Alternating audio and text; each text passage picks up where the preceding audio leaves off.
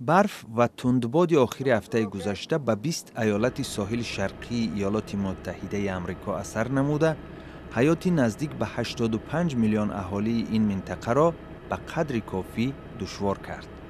طبق اطلاع رسمی کمش 20 نفر در زیر برف و صدمه‌های نقلیاتی به هلاکت رسیدند.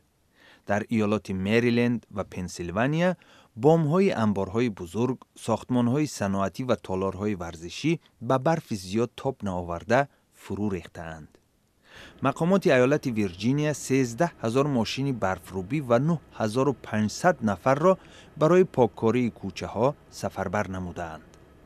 روز دوشنبه اکثر مکتب‌ها و مؤسسه‌های دولتی بسته خواهند بود، زیرا برای پاککاری از برف وقتی بیشتر ضرور است.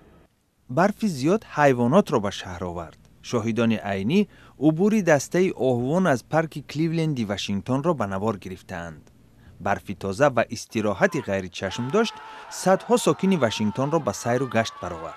در یکی از پارک‌های پایتخت ایالات متحده آمریکا مردم به دو گروه تقسیم شده محاربه برفی تشکیل کردند. در این برخورد بالاخره دوستی پیروز شد.